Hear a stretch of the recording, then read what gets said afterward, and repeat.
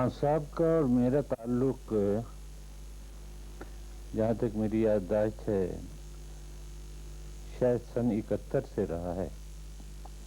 وہ تشریف لاتے تھے اسٹوڈیو، زمانے میں زیادہ مصروف نہیں تھے، اکثر پروگرام کرتے تھے لیکن اس لیول کے پروگرام نہیں ہوتے تھے جس لیول پہ اب ان کے پروگرام ہوتے ہیں۔ اور میں سمجھتا ہوں کہ بر صغیر میں استاد نصرت علی خان کے علاوہ کوئی ایسا ہمیں قوال نظر نہیں آتا جس نے اتنی کم مدت میں اتنی شہرت حاصل کی ہو۔ میں سمجھتا ہوں کہ نصرت فتح علی خان کو جتنا بھی خراج تحسین پیش کیا جائے وہ کم ہے، اس لیے کہ نہ صرف وہ فن کی شناخت تھے بلکہ پاکستان کی شناخت تھے۔ اور اب تو یہ عالم ہے، خاص طور پہ میں جاپان میں جب ان کے متعلق جاپان گیا تھا اور ان کے متعلق معلوم کیا تو لوگ اس طرح ان کا ذکر کرتے تھے جس انداز سے کہ کسی دیوتا کی پرستش کی جاتی ہے۔ پہلے سے بھی جب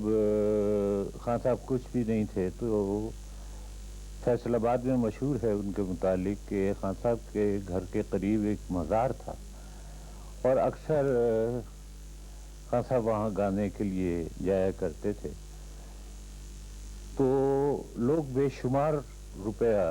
خان صاحب پہ نچھاور کرتے تھے، لیکن خان صاحب کی عادت یہ تھی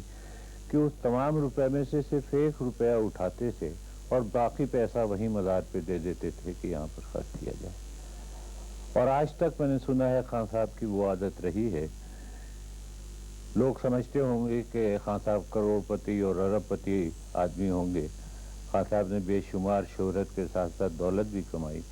لیکن ابھی تک اس کی حب الوطنی کے ساتھ ساتھ انسانیت سے محبت جو تھی وہ ابھی تک اس نے کنٹینیو کی، اور جو بھی ارن کرتا تھا میرے خیال سے 27-28 حصے اس کے ہوتے تھے جو ان لوگوں میں تقسیم ہو جاتے تھے۔ اب دعا یہی ہے کہ الفاظ کے ساتھ ساتھ باری تعالیٰ کی بارگاہ میں گزارش کی جائے کہ نصرت کو جنت الفردوس میں جگہ دے۔ جب میں فلم انڈسٹری میں آیا تھا تو ایک رہبر کی حیثیت سے تالی صاحب نے میری رہبری کی تھی، اور اکثر میں نے اپنی فلموں میں بھی اور باہر کی فلموں میں، اپنی فلموں میں تو خاص طور پہ میں تالی صاحب کو کاسٹ کرتا تھا، باہر کی فلموں میں بھی۔ لیکن جہاں تک اس شخص کے فنکار ہونے کا تعلق تھا، میں سمجھتا ہوں کہ اس بر صغیر میں تالی جیسا فنکار پیدا ہونا بہت مشکل ہے،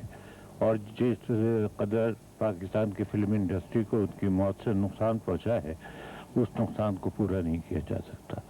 میری دعا ہے اللہ تعالیٰ ان کی مغفرت کرے اور ان کے لواحقین کو صبر عطا فرمائے۔ انسان کی حیثیت سے اگر پریکٹیکلی آپ کسی کو بتانا چاہیں کہ انسان کیا ہوتا ہے تو تالی صاحب کی پرسنالٹی کو سامنے رکھ کے آپ بتا سکتے ہیں کہ انسانیت اور انسان کے نام کے لحاظ سے جو شخصیت ہونی چاہیے یہ تالی کی شخصیت ہے۔